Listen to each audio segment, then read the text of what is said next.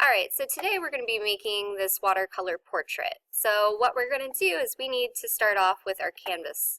So I'm going to go to File, New, and I'm going to start off with 1920 pixels by 1200 pixels, and then my resolution is going to be 300 pixels per inch. So we're going to make two of those, so I'm going to hit OK. So there's my first one. And to make my second one, I do the same thing. File, New, 1920 by 1200 pixels, 300 resolution, RGB color, and I'm going to hit OK. So I have two of these. Keep in mind, my goal is for it to look like that. So once I have this, I need to go find GIMP. You should have that file on you. So I'm going to open up GIMP, right-click, open with Photoshop. And this should be Review. Control A, Control C, and I'm just going to copy him onto one of those canvases. He's really small, so I need to resize him. So Control T to resize. And I'm going to hold Shift as I resize so it constrains my proportions. And I'm going to move him over to the right-hand side.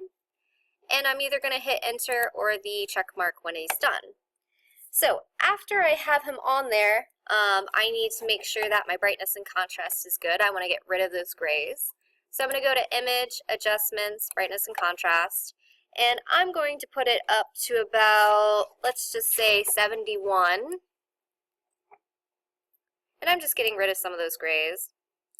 So about 71. And then for my contrast, I'm going to put it up to about 23. Now if you're doing your own image, I wouldn't use these numbers. I would use a number that makes sense to you to get rid of some of those grays, and you can hit preview to see what that looks like. Now, what we're going to do is we're going to have to duplicate this layer. So I'm going to right click on layer 1, duplicate layer, and we're going to call this layer watercolor layer. Hit OK. So now I have two layers. On that watercolor layer, I'm going to go up at the top to Filter, Artistic, and Watercolor.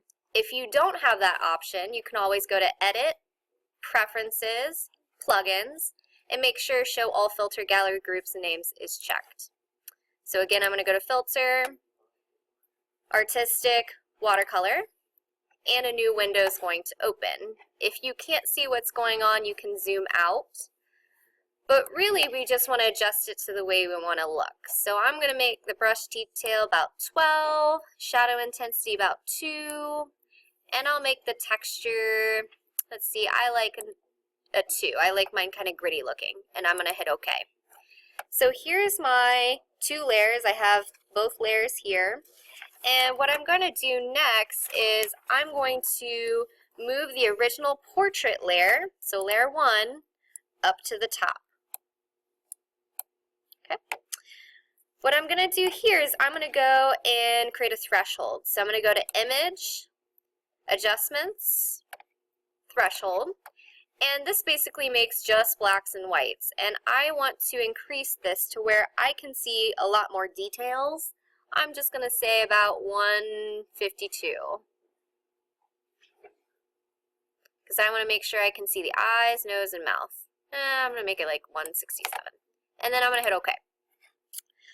Once I'm done with this, I'm just going to label him threshold layer so I know what we're talking about. And you can just double click on that layer to rename it. And what we're going to do now is we're going to merge both layers. So select one of the layers, hold the Shift key, click on the second layer, right click on it, and what we need to do is click Merge Layers. That'll merge both of them together.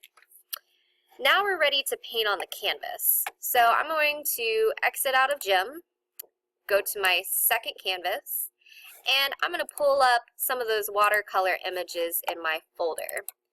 So I'm just going to take a couple of my favorite, and I'm going to open them in Photoshop.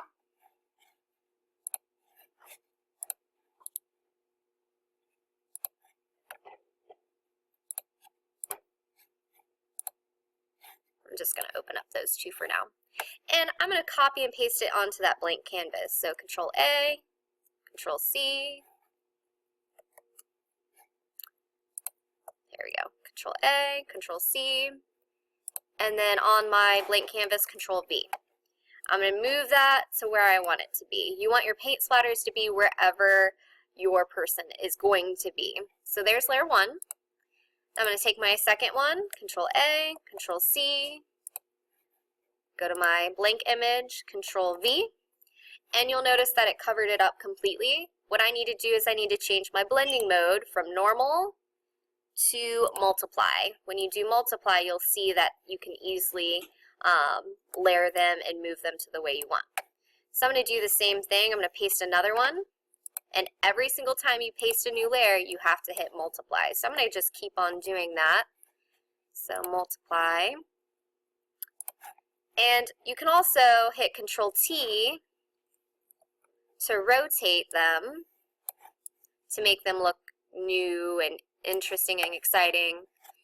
And you can either hit enter or the check mark when they're done.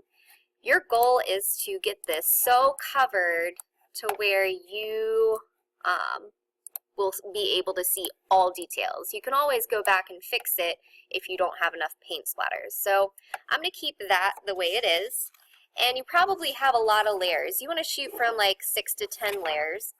So we need to merge all those layers. So again, I hold Shift, I can click, and I can right click, merge layers. Or I can go up to layer, merge layers, and it becomes one layer now. So I need to paste this onto my other document. So Control A, Control C, and Control V. You might have to move it over a little bit. Okay. Now we're just going to put this all together. So what we're going to do is we're going to select, we're going to click the eyeball off of the painted layer. So we're going to turn him off so it reveals Jem. And we're going to copy the portrait layer. So make sure you're on that portrait layer. Control A, Control C, and then you want to go on to the other layer here. You're going to turn it back on. You're going to click the painted layer. And what we're going to do is we're going to create a mask. So you're going to hit Add Layer Mask. And in order to access that mask, we have to hit Alt, then click on it. And then we're going to paste our portrait. So Control V to paste. You might have to move them over. And then you need to deselect those ants around it. So Control D. We're going to invert our image by hitting Control I.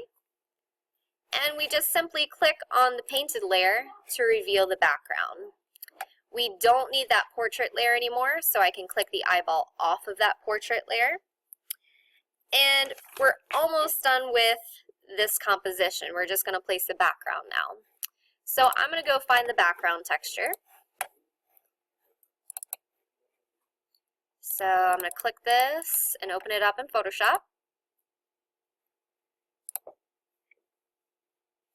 And I have to paste it onto my document. So Control A, Control C, Control V. It's going to paste on top. We're not going to be able to see our image anymore. So I need to change the blending mode to linear burn. And I don't want this big old spot in the way of my canvas. So all I have to do is hit Control T to resize and move it the way I want it to. So I can rotate it. I'm going to rotate it a little bit more. And you can also make this bigger as well if you want to get rid of that area. So make this a little bit bigger. And remember to hold Shift if you want to constrain those proportions, and then hit OK or the Enter key when you're done. So what we're going to do now is talk about the finishing touches. So I can go back and put some more paint splatters on top. So Control A, Control C, and I can go to my document, Control V. Obviously, it's going to cover up, so I'm going to put it on either linear burn or multiply. So let's try multiply first and move it over. And then I'm going to try linear burn. And what I'm looking for is to see if these two match up a little bit more. Linear burn looks a little bit better. So pretty much after that, I can continue to add more paint splatters. I can go to layer 1 and use something called the clone tool and clone things to make like eyes and noses and mouths pop a little bit more.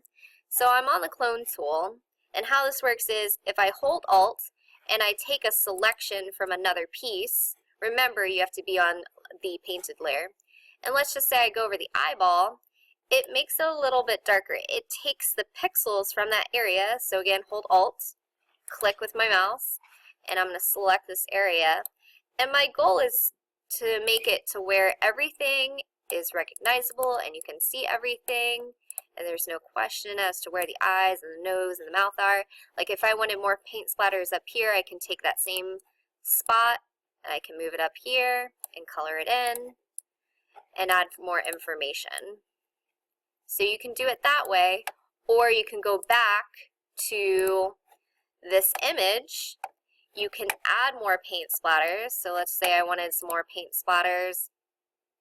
I'm going to make sure that I hit multiply each time, and I'm just going to keep adding these. I can even duplicate that layer. So I'm going to keep adding some more.